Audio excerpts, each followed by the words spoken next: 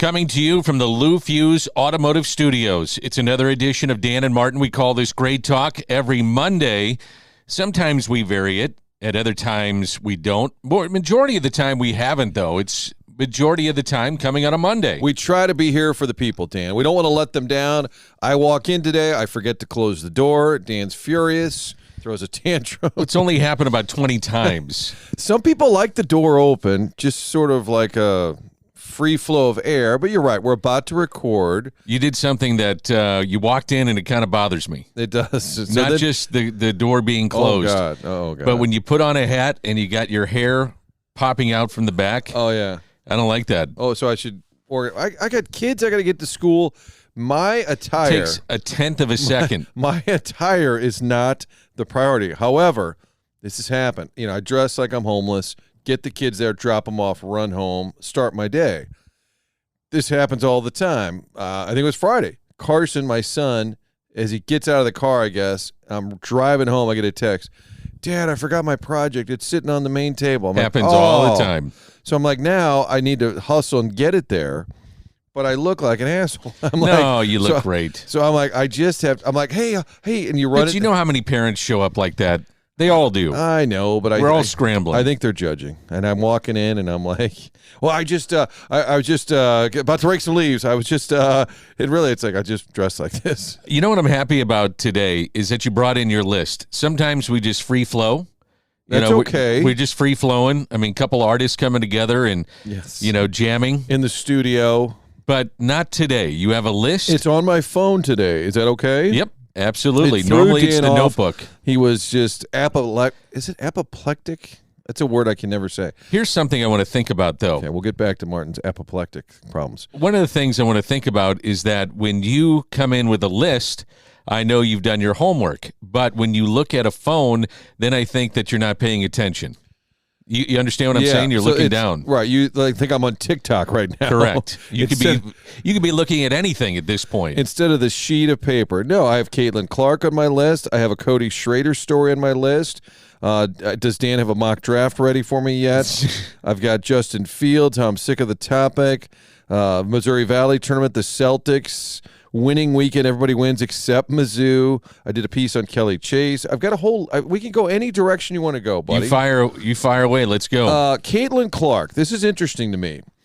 If you were her, would you have stayed in college? Yes, because of the money available. I don't know the figures. I've been saying I would stay in college because of NIL. I don't know if that's necessarily going to be the case because if I'm the WNBA, I'm figuring out a way to get her endorsements and make her the face of this league and to garner attention. So if I'm the commissioner, I find a way to say to my various advertisers that want to come in and join the league, this is a great week. You want to attach your brand to her. She's great. She's amazing. She delivers. That would be the face of what I'm trying to do because she really has garnered national attention, and I've actually been more interested in watching her than I have the men's game. And we have Gus Johnson. We've got Fox, who made it high profile. Kudos to them for kind of getting onto that bandwagon. Gratuitous plug. You walked into my topic, Dan. Walks into topic guy, because my theory is she's having a great time at Iowa. She's a rock star in that state and beyond. And there could be even more money thrown at her next year. WNBA, there is a salary cap. I think there's a max amount. I don't have it in front of me. However, my theory is the league got together and said, what do we have to do? Have her people call our people.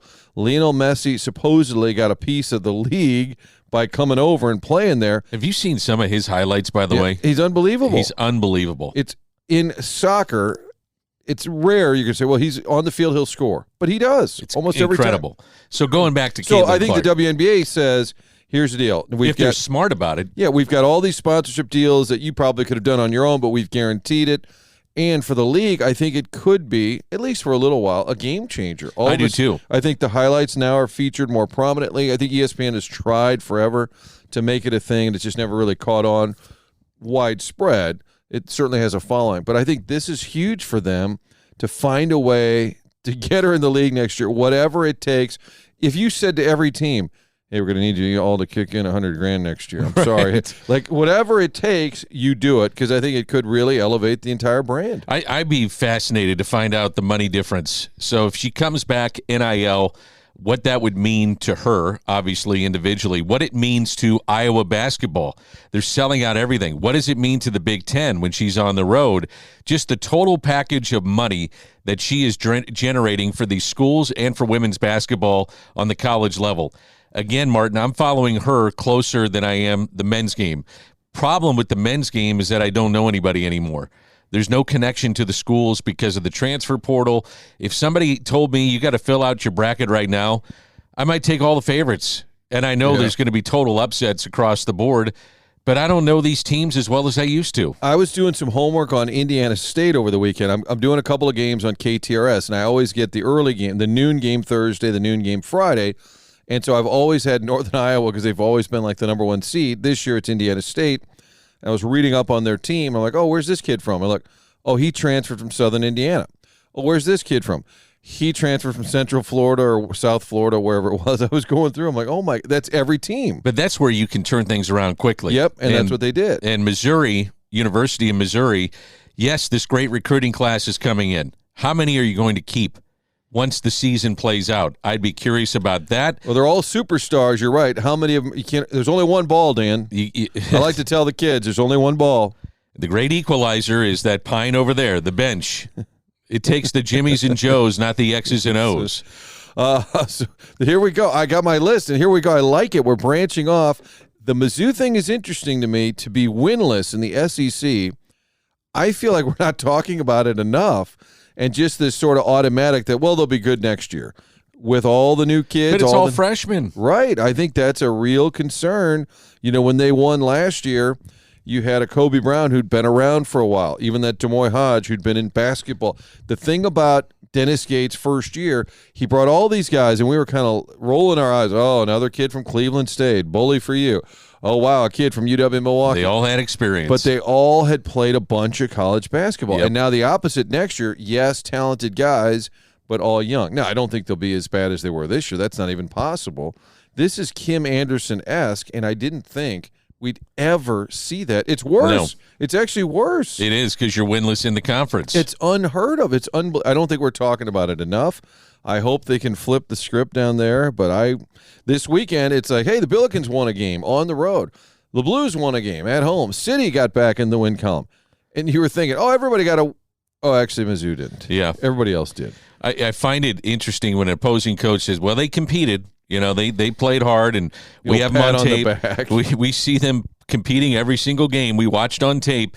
It means – nothing. Either you do or you don't. The coaches are such liars, and it's no disrespect. They all do it. They know, like in their head, like, oh, thank God we're playing so-and-so's team. They Absolutely. suck. And as soon as before the game, oh, I've looked at them on tape. There's no way they should be winless. I've looked at, man, the way that Coach Gates has those kids playing at a high level. It's just a shame it hasn't happened. Then they beat them. That's one of the toughest games we've had. That's what they all do it. Yes. And you know it's called coach speak for a reason, and you just wish, and every once in a while somebody will be real, then they get in trouble because they didn't say all the right stuff. Everybody knows it's BS. I buy tickets for probably at least half, maybe 3/4 of the game for my kids to go to City.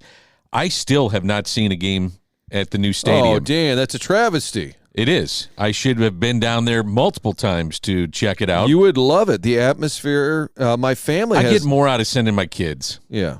Well, if you have to decide, all right, kids, you're not going tonight because I'm going. Yeah. That does feel a little bit worse. We could probably get you in there, Dan. Probably. I can make some calls if you want me to. Mark Abel has been great. He's offered me tickets multiple times, but I just can't get down there. Or I just want to send my kids. It's meant so much for them to go to these games. I love it. It's been so much fun. I'm going to admit something soccer related. I think it's going to shock. That you don't know anything? No. Thanks, Dan. That hurts. Hey, I've figured out the pitch. The pat on the butts? No. Okay, I was the reason they bowed out early in the playoffs. We've established that. No, I never went to a Steamers game. Really? Yeah, and that was the era, late 70s, early 80s. Carl Rose, yes. Slobo. Oh, Don Ebert, Steve Petcher. was awesome. I used to go down there all the time. I never went to a Place game. was packed, man. Well, I was never a soccer kid. I didn't play the sport. I think one year I decided to try out, and because I just wasn't raised on soccer, and all my buddies in grade school had played it since kindergarten. We lived in Milwaukee when I was little, and then we moved here during grade school, so I never had that soccer upbringing. But I think it was 6th grade. I'm like, you know what? I should just go try out. And I remember my friends saying, "Are you wearing corduroys?" Like, I showed up at the tryout. Let me ask you this: full length pants? Yes, I think I wore. I don't know what I was doing. I didn't make the team. It's kind of embarrassing. Well, that's embarrassing, but it's more shocking, I think, that I never went to a Steamers game. I went to Blues games. I was a big Jorgen Pedersen guy. Jorgen Pedersen. We went to big Red football games. I can still hear the Bob Cuban brass band. Yeah. Whatever that kickoff thing was, whatever the song was, it was in my head. Yeah. Well, I loved going to Busch Stadium for football. I did too. I know it wasn't a great football stadium. Can we find Willie, find me some Bob Cuban? Not the cheetah, not the cheetah. We're looking for some football music. So that was my soccer confession, Dan. All right. I would like to get you to a City game. We can get that done. Cody Schrader told this story at the Combine. This is pretty good. Well, this poor guy, everywhere he goes, he has to resell himself. Isn't it unbelievable? The guy leads the SEC in rushing, and we know the NFL is cutthroat and it's all about measurables. I understand he's not the biggest kid, maybe not the fastest kid, but he did lead the SEC in rushing. He's a little bowling ball, and he was up there talking the other day, and somebody was asking his story a little bit, and he said, well, when I got to Mizzou, I was 8th on the depth chart. 8th. And he said, I told myself you have to stand out. And this is a great message for kids anywhere. A lot of kids listen to this. Yeah. And I need to clean it up. I'm sorry. For the kids out there, Dan just had me upset this morning because he yelled at me. But Cody Schrader said he decided he would show up really early for weight workouts like in the off season. And he said he knew what time the strength coach got there, maybe 6 a.m. So he would get there before him every day. And he said, I had a bright red Ford Ranger pickup truck. And he said, I would park it in the parking lot where everyone could see it. He said, I figured if I did it every single day, the strength coach would notice, and eventually Drinkwitz would say, who's the kid in the red? He said, I figured that was the best way for me to stand out. And he said, you have to stand out. And obviously he was doing the work on top of it. But I love that story. He goes to Mizzou. He's not going to. I mean, he told me at the MAC when he was here getting the Jack Buck Sports Award, I said, when you got to Mizzou, what does Coach Drinkwitz promise or tell you? What did you think was possible as far? Because at that point, you're just happy to be a Mizzou player. He said, I never even talked to him. You know, when I got there, I was just a walk. He hadn't even talked to him. It's amazing. By the time he signs on. So I thought the story was that a booster was going to donate some money and then went to drink and said, I'm going to donate this money, but you're going to allow this kid to walk on, Cody Schrader. Well, that could be. I don't know that story. That's good. That they said, if you want the money, he gets a shot. Now, that shot could be as a walk-on, and then it's up to him to do the rest, which he did. I did hear that story. I don't know if it's fact, but it adds to the lore of what he meant to that program. Will you look that story up, please? Just Google Booster Schrader. You know what? It's so good, I'm going to go with it. I like it. Okay. That probably happens all the time in college sports. Would it shock you if he wound up having like a 6 to 8 year career in the NFL? And I hate to do the comps, but isn't it kind of maybe Brock Olivo-esque? Just make special teams, make an NFL roster. He's going to give you everything he's got. I'm sorry, and I know we're homers, but I want him on my team. Yeah, that's what I'm saying is that you're not going to find a guy that doesn't give more effort than this guy. There might be some equals. You know what I mean? But There's not going to be anybody that gives more, and there's a position for players like that on every single roster. How many SEC teams right now have players, either this year or next year or the year after, that'll go in the top 3 rounds of the NFL draft that are defensive players that he played against? Yes. They didn't stop him. They didn't stop him, and I don't know if he could play running back in the NFL. I want to see him in the league. Some role in the league, there's something there. There's something on a 53-man roster that he could do. No pats on the butt, Dan, but at the Jack Buck Sports Awards, I was seated next to him on the dais. Nice kid. Very nice kid. And I got up there and did my introduction to Brandon Williams from your Battlehawks, and I, told a few jokes, a little off color, whatever. And then he goes after me. He's like, I'd like to thank my Lord and Savior. I'm like, oh, no, I'm the worst. And I'm exaggerating, but he's a real religious kid. Great kid. So I'm hoping he gets a sniff. I just like that story. You got to stand out. You got to work hard. Dan gets to the Scoops headquarters. Sometimes I'm here at 5:30 a.m. on a Monday. Never seen you at 5:30. You're Not one time. You're already here. Well, my red Ford Ranger's been in the shop, so you didn't notice. It was the beat-up car out front. Are you interested in the NFL draft? I think I have to be. You like the NFL, you watch it with your kids, you're into fantasy football. I just think it's so over-covered.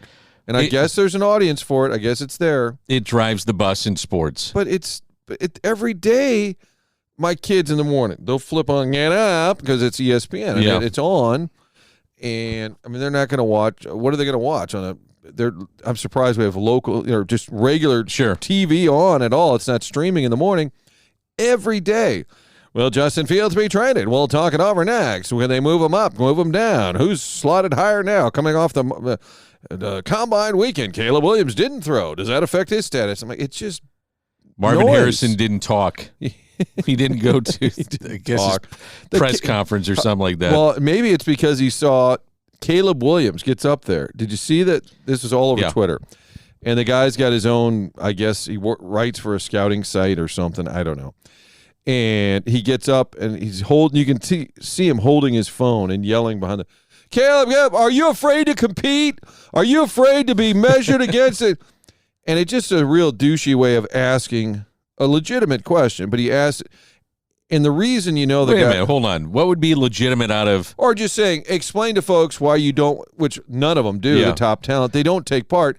But he basically said, you're afraid to compete. I'm like, the guy's a Heisman winner from USC. Exactly. I don't think he's afraid of competition. If you said, hey. But how is that even a question? Well, no, the way it was asked was horrible. Ridiculous. I think if he had said, hey, by not competing this weekend, do you think that could hurt your status? Or why not show him what you can do? Or whatever. But you knew the way it came off, it sounded like a jerk. And then he tweets out, came in hot with the first question. Oh, God. So you know that he was trying to be that guy. People pointed out, terrible question, rude, or terrible. And then he said, hey, man, in a group, you got to stand out. And I'm like, this guy's obviously a jackwagon. Trying to garner the clicks, and I'm there answering or asking the tough questions. Because if he had said, I blurted it out, I wish I had crafted it a little better. No, he tripled down on it. Right. And I was like, write this guy's name down and don't ever invite him to a press conference again. Now, he got the clicks, he went viral, whatever. I don't think it got him any respect. It's not going viral can have an opposite effect. Everybody's like, what was that guy's name again? Like, now they know his name, but they're like, yeah, I don't respect him at all.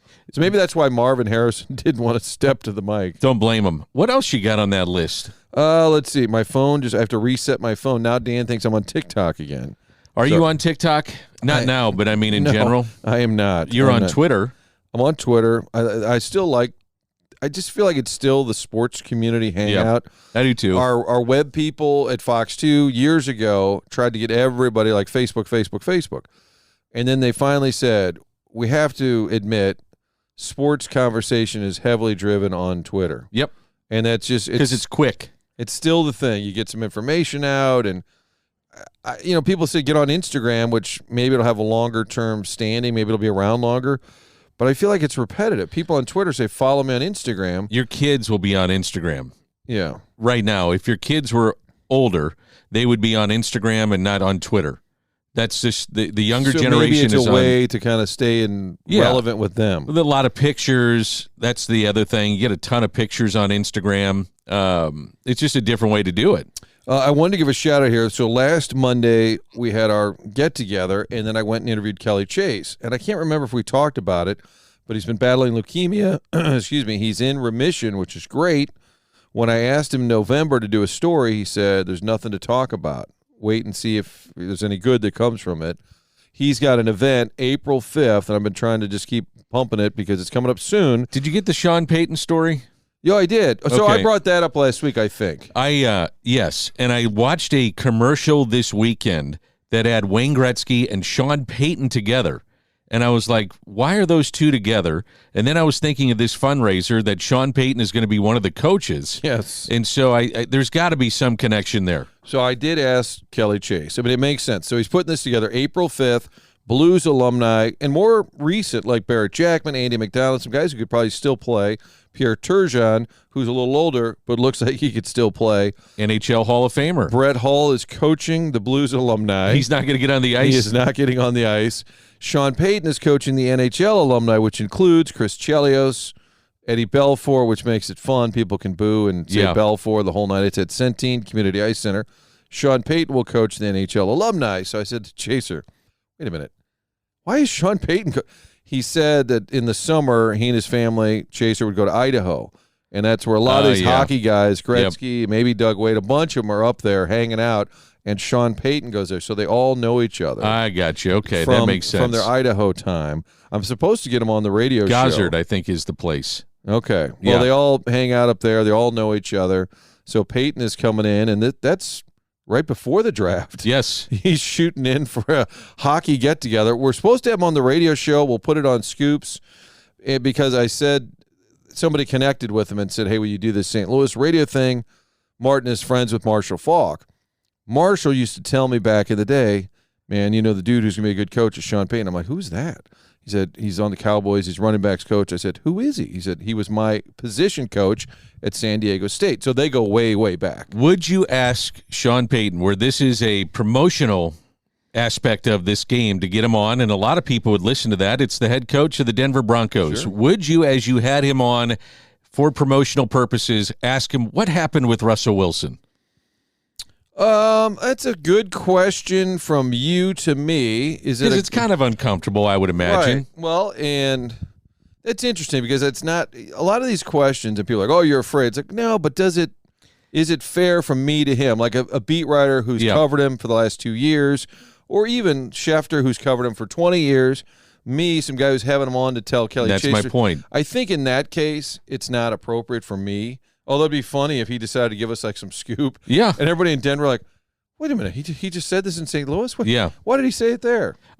He might not care. It seems like he's a really fun, laid-back guy, but I don't know him at all. Do you know Chris Mortensen, or did you know Chris Mortensen? I did not. I loved Mort, though. I did too, just like everybody else. Wasn't he the original scoop guy? Yeah, NFL for sure. NFL insider. Before there was Jay Glazer, before there was Schefter, and well, he was Ian a writer Rappaport and all with those guys. the Atlanta Falcons, I believe, and so he would do a lot of work with them, and then in his due diligence to cover the story properly, or stories, he would ask around the league, and I think that's what kind of propelled him into the role of being an NFL insider. And all the tributes are coming out from players, coaches, media personnel, and they just say he was the best, in terms of not only breaking the story but getting it right.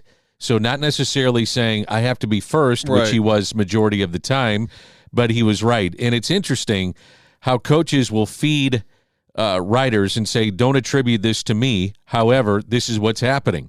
And that, I'm sure, happened all the time with a guy that has the kind of platform that Chris Mortensen had. Yeah, they create narratives by putting it out there. And I'll tell you, it's all about trust. These teams are paranoid. NFL is more paranoid than any league, but if they trust the person, they'll give them all the scoops. I will say, Mort, somebody I know who's not a big fan, rest in peace, but Mike Martz got real sideways with Mortensen. I don't know if you remember the offseason. It would have probably been about 20 years ago. Was he head coach at that time? He was head coach, and I guess he had a conversation with Mort, like Mike's agent was friends with Mort, so they all talked or something. And Mike said a couple of things about John Shaw, like ownership. I don't want to get it wrong, but it was he basically said, around here, you go to the Super Bowl, they complain because it costs money, and they, it was kind of saying, threw him under the bus, kind of saying how kind of a terrible organization, which a lot of people have said over the years. I mean, you don't move if you're a great organization. So it came out, and Mort, I think, reported a bunch of, and it made Mike look really bad. And Shaw said, we don't accept any of those comments as fact or whatever it was. And even in recent years, I remember Mike saying, who's the guy that he felt like he had told him stuff in confidence that ended up in the column or on TV. So there are examples where I guess bridges get burned or things slip out. I'm assuming you're still in contact with Bob Wallace. Yeah, a fair amount. And he's in town. He's in town. Is there anybody else from that front office that if you picked up the phone, they would answer the phone, have a nice conversation with you? I mean, Jay Zygmunt, John Shaw. Jay Sure. Zygmunt still sends me a Christmas card every year. Oh, that's cool. I saw him, this is 10, 12 years ago, but I was at spring training, and he lives up the road from Jupiter. He's a huge fisherman, Jay Zygmunt. He was the team president along with Shaw. And we had breakfast one time, and Joe Strauss was there. Remember, last week I got off track on my Joe Strauss stories, but I had breakfast with Zygmunt, and then Joe was there, one of those bagel shops across the street from Roger Dean, and then Strauss sat down, we started talking. Zygmunt was great to me. He was, behind the scenes. He didn't do any media, kind of like Shaw didn't like. Shaw would talk to you on the phone all day, but he didn't want to do any official. So he'd give you the background. Yeah, but he never wanted to do official interviews. Both those. There's a podcast, if you go back, on the Kilcoyne Conversation with John Shaw, telling stories and saying about Georgia and how he got started. He was an accountant in L.A., and he was friends with Marlon Brando's son, something really bizarre. This is how the Rams came to be. John Shaw and Marlon Brando's son were friends, and then I think Marlon Brando recommended the Frontier family or Rosenblum and said, hey, this guy's sharp. You should put him in your front office. Somehow he started doing like paperwork, CPA type work for the Rams, and then got elevated and was in charge. So he would take the call. I knew all those folks really well, but there's no doubt there was dysfunction because John was in L.A. and he was in charge of the building. And then Bob Wallace would tell you it was really hard to run the building when you could make a ruling in the building, like, okay, here's what we're going to do on this project. And then somebody would complain to John, and he'd think, okay, fine, never mind. And I'll give you a great example. We were doing Rams preseason football, and DeMarco Farr was living here, and he was, I don't know if he was doing local radio or what he was doing, but DeMarco had a great St. Louis name. Everybody liked him and knew him, and he was doing a lot of media. So at Fox 2, we said, well, who's doing the games this year? We said, we'll have DeMarco and me do the games. I think he was doing radio, but they'd let him do the preseason TV. And let Hannafin fill, Stephen, golly gee Willikers, so he could slide over and do radio. So it's going to be DeMarco, and all of a sudden I have a call from Jackie Slater. Mr. Kilcoyne, this is Jackie Slater, and apparently I'll be doing the football games with you this summer. And I was like, what? Like, out of nowhere. So I call Rick Smith, the PR guy. This is story time. Hopefully Dan will edit all this out. No, I love it. So I called Rick Smith, and I said, hey, I got to call. Yeah, he goes, hey, I don't know what to tell you, but I think Jackie thinks he's doing the games. Can you do all three? Yeah, it's a lot of beef up there, you and DeMarco. So he says, you're going to have to figure this one out. I'm like, oh, my God. Now I have a voicemail from training camp. Nobody handled it, so nobody fixed it. So I get a call. Oh, Mr. Kilcoyne, this is Jackie. Said I am in Mequon, Wisconsin. And they went up to Mequon one summer, Linehan's last year, summer of 2008. And I am ready to prepare for the football. He's very formal, super polite guy. I just don't know him that well. So then I called John Shaw, and I said, what is going on? I said, we hired DeMarco to do the games. And I said, I'm getting all these calls. And he said, oh, no, Martin, did you just figure it out? He was here in the office, and he asked, he said he wanted to do the games. I said, okay, I guess it's fine. I'm like, but it's not. You can't, like, that doesn't work. Sure. And so So did you do a three-man booth? We ended up making him the official host of our pre- and post-game shows. And how'd he do? And he was great and cooperative. And I said, so this is me. Making the decisions. Calling a Hall of Fame football player. This is how the Rams were running. I called him and I said, Jackie, hey, he said, yes. But Mr. Shaw told me, and I said, I know, I just talked to John, and we've come up with this new rule. Well, I'm going to call John then because that doesn't sound right, and I'm having to argue. So imagine if you had to work with him, too, afterwards if John Shaw said he's going to be in the booth. And it wasn't his fault. He was told by John something that didn't mesh with what we were actually doing. So now we gave him an advanced role, and he's going to be doing all. So now we're in Tennessee, and we have a Cards-Cubs game on Fox leading into preseason football from Tennessee. So we had like an hour pregame because it's the Titans. Oh, let's talk about the Super Bowl. Randy Naughton is there with Jackie, and they're going to do the pregame on the field. And the night before, he said, what should I wear? I said, just wear a golf shirt. It's going to be 95. Sure. He's full suit and tie because he's very professional. So I get to the game. I could tell he's sweating bullets. It's hot as hell. And all of a sudden, I'm getting calls from work and texts. I'm assuming we had texts back then, and it's saying the Cardinal game's an extra innings. So the pregame show for that week never even happened after all Terrible. After all that. So, yes, that was an example. And I love John. And this was the other thing about and related to Mort. He loved Mort. He loved Andrea Kramer. So John would take anybody's call. And he was the biggest leak in the building. I would tell him that if he was sitting here now. And so but nobody could complain because he was in charge. And he would talk to reporters. He took my call and would tell me, he said, Martin, what do you think we should do?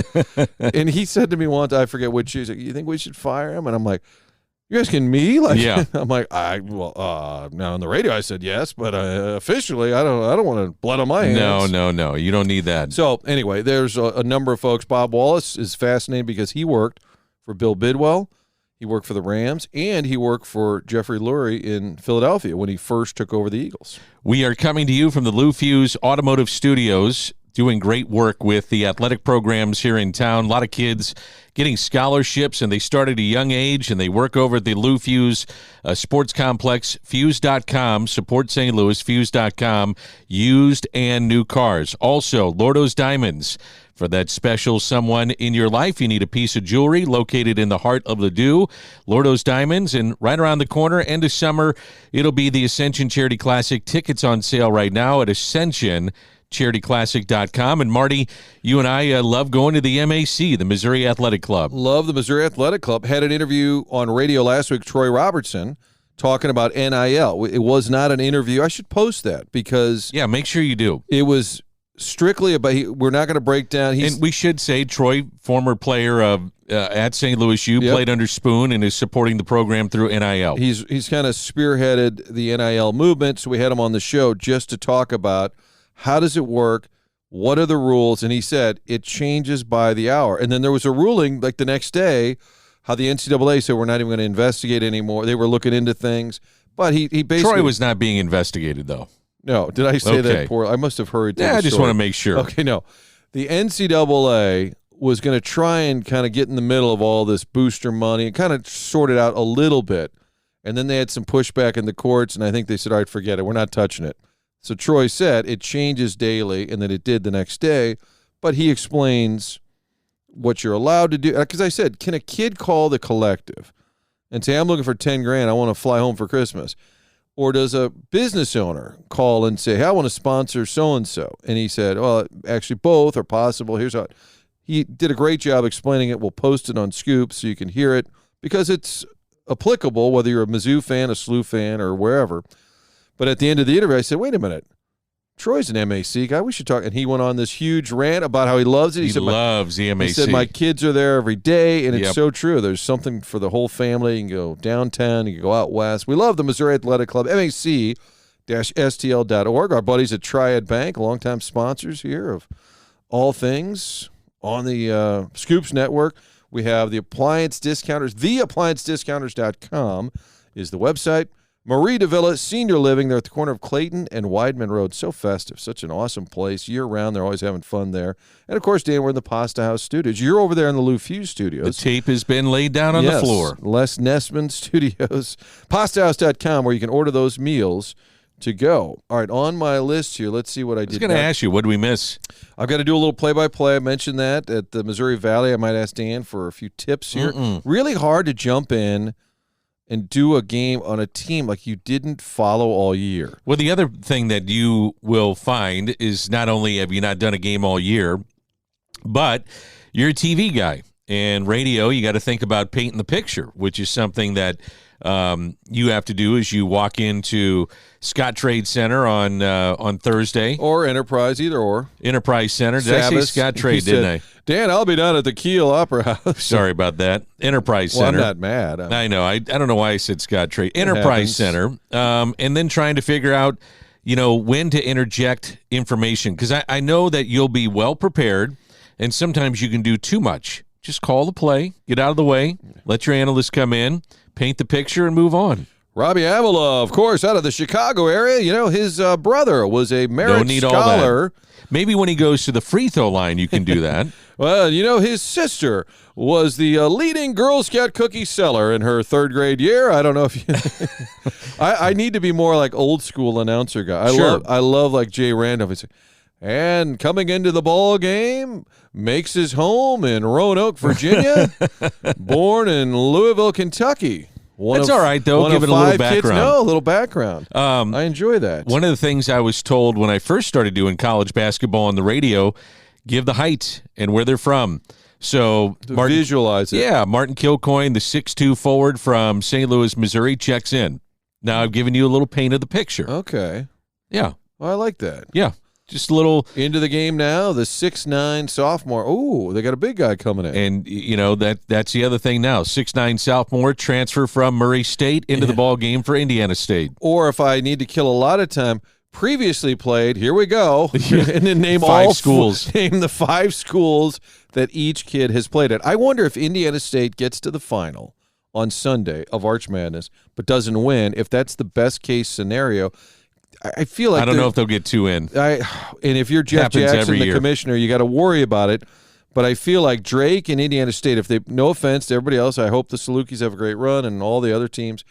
But if those two got to the championship, maybe Drake wins and then you get both, I think, maybe. I was thinking about this the other day. We're seeing a lot of all-time records fall in college basketball. This particular player is the all-time rebounder in school history, all-time three-point shooter.